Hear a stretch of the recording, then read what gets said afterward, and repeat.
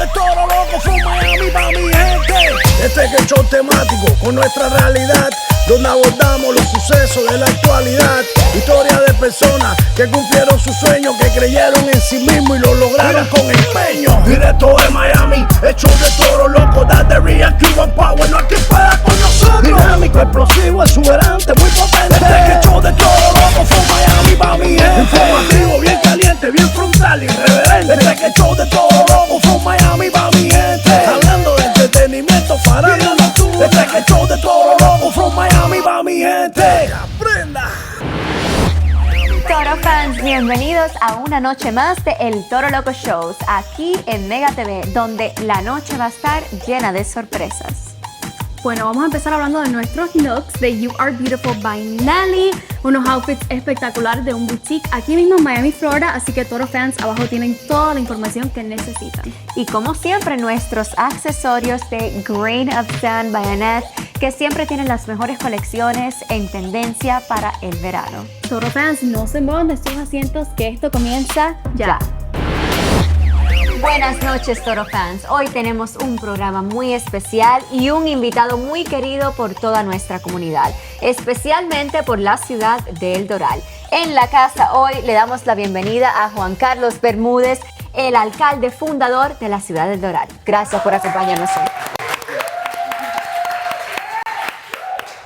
Gracias a ustedes por la oportunidad de estar aquí con ustedes y con los televidentes, y que es un honor estar aquí con ustedes. Es un placer para nosotras, Juan Carlos. Y bueno, antes de comenzar a hablar de tu exitosa carrera política, me gustaría que me hables un poco sobre cuándo fue que viniste de Cuba y cómo fue esa experiencia cuando llegaste aquí a los Estados Unidos para ti. Sí, yo vine de Cuba a la edad de 3 años de edad. Yo soy el más pequeño de 4. Mi hermano me lleva 16 años, imagínate. Wow. Él vino actualmente solo primero vía lo que era en aquel tiempo le decían Pedro Pan, o le dicen todavía Pedro Pan. Sí. Entonces nosotros llegamos, mi primera memoria de los Estados Unidos, porque con 3 años no se recuerda de muchas cosas, llegamos a lo que se llama, a Miami por un día, lo que es la Torre de la Libertad, que hoy en día Miami-Dade College tiene su sitio ahí. Y después fuimos a Rockville Center, Long Island, por 2 años. Y el frío de Nueva York, un 24 de diciembre, actualmente llegamos el día antes de la Navidad. Y para mí, obviamente, la memoria en aquel tiempo, me recuerdo el frío, me recuerdo Nueva York. Nos mudamos para el sur de la Florida, para la ciudad de Hialeah, en 2 años, cuando tenía 5 años de edad. Yeah. Y yo tuve la suerte, le escribí a mis abuelos siempre, porque mi padre no conocía a mis abuelos, con la excepción, obviamente, de una semana. Tuve, desafortunadamente, muchos primos, fuimos la excepción, fuimos la familia que salió y muchos se quedaron. Entonces, en aquellos tiempos no era tan fácil llamar a sus abuelos, hablar con sus abuelos, como hoy en día, era mucho más complicado. Y yo le escribía a mis abuelos siempre, y por eso mi papá aseguró que escribiera y hablara español perfecto, no solamente inglés. Sí, entonces, siempre le escribía. Tuve la suerte de conocerlo en el año 1980. Fui una semana, que fue cuando me enamoré de mi cultura cubana. Mi mamá me decía, tú no naciste en Georgia, naciste en Santa Clara. Y me recordaba eso, y muy importante. Entonces me enamoré de la causa de apoyar a la oposición en Cuba, y tuve una experiencia conociendo a mi familia, a mis primos que no había conocido, muchos de ellos. También tuve una experiencia, obviamente uno tiene un poco de choque cuando viene de los Estados Unidos y ve que hay cosas que no existen como aquí. En aquellos tiempos era diferente. Ahora, en aquellos tiempos, si, por ejemplo, mi primo si iba a ir a la iglesia, no podía ir a la universidad, cosas de ese tipo. Sí. Pero obviamente me involucré, siempre me sentía cubano, pero me sentí más cubano viéndolo a mis abuelos, que no lo había conocido, que fue, después ellos fallecieron en Cuba, obviamente, pero por lo menos tuve la suerte de conocerlo por una semana. Claro que sí, qué bien eso. Qué bendición. Sí.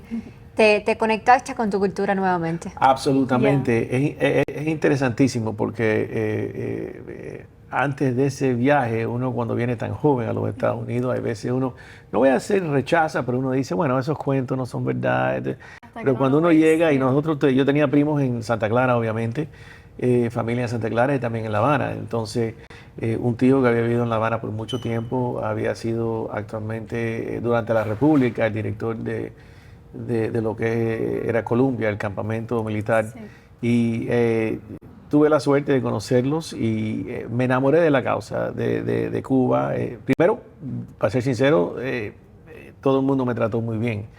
Incluso algunos que a lo mejor no habían tratado a la familia nuestra tan bien cuando habíamos ido.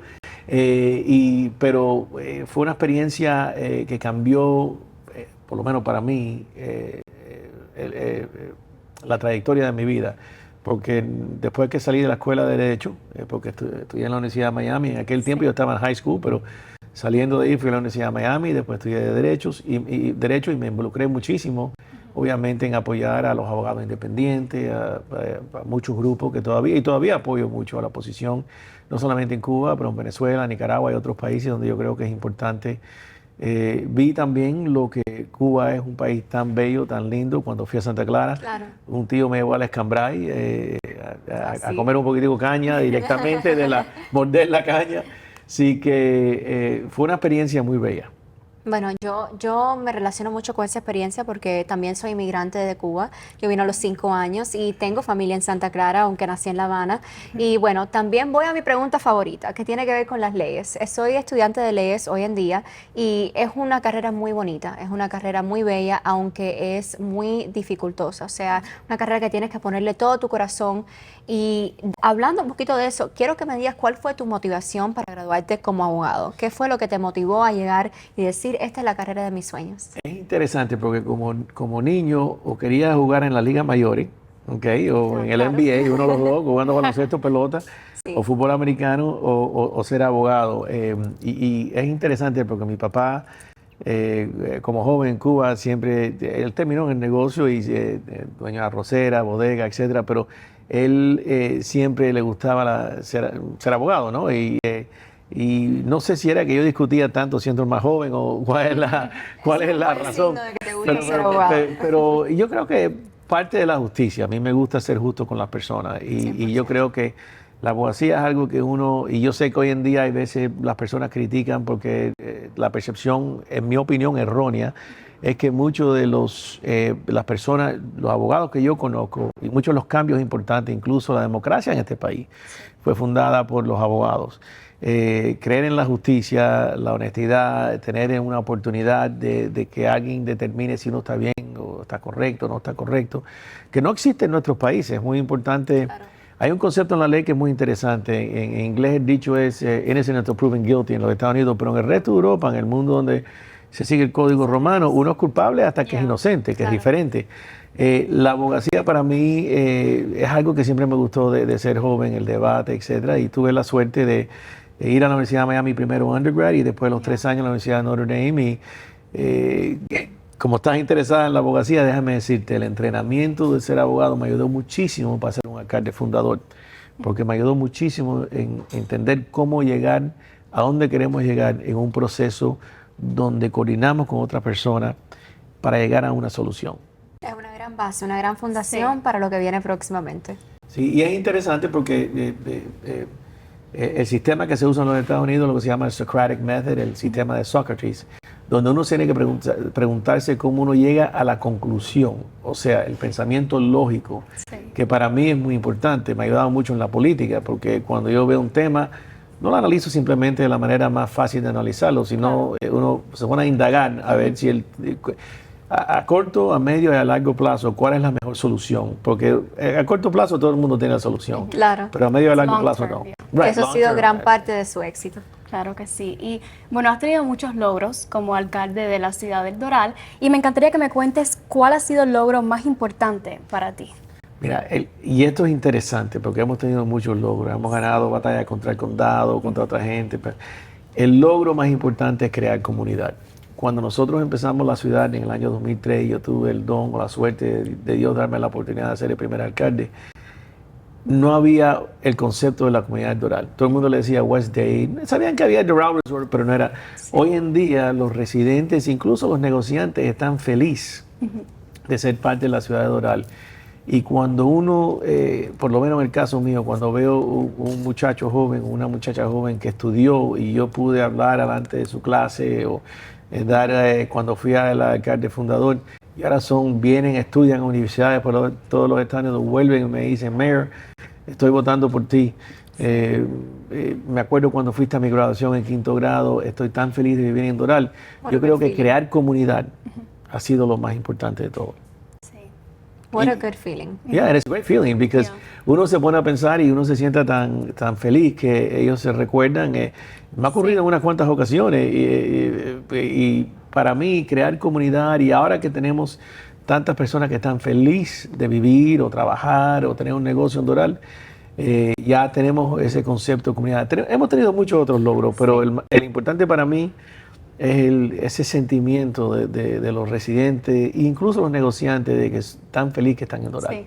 Claro. Fue un cambio muy drástico, ¿no? Como Así ya es. dijiste, de verdad que se ve y se siente ahora. Así que Sí, felicitaciones por eso. Es que éramos una ciudad, y yo le digo a muchas personas esto, ser alcalde es una cosa, ser el primer alcalde es otra cosa. Sí. La oficina original de nosotros, o de mí como alcalde, el administrador interino y the city clerk, es de aquí al terminar esta mesa. Yeah. Hoy en día ustedes han estado en el sede de la Sí. ciudad, han visto nuestros parques, han visto nuestro nuevo centro cultural que está en está abril. bello de por sí. Y cuando uno se pone a pensar que en el año 2013 empezó con no voy a decir limitaciones, con esas limitaciones a llegar a lo que hemos hecho 19 años después, para mí es una cosa que... Un gran logro. un gran logro, y no lo hice yo, y déjame mencionar, pero yo creo que muchas veces las personas se lo olvidan, y esto lo doy gracias a mi padre, que igual que cualquier negocio, como este gran negocio que es el Toro Loco, esto es un trabajo colectivo. Las ciudades no se crean, yo le digo a los residentes siempre, las ciudades no se crean igual que una casa. Las casas no se construyen de arriba hacia abajo, se construyen de abajo hacia arriba. Y a veces uno ve el tope, ¿no? El segundo piso o el Claro. tercer piso, pero no se da cuenta que se empezó por abajo. Todos son granitos de arena que van aportando cada miembro del colectivo.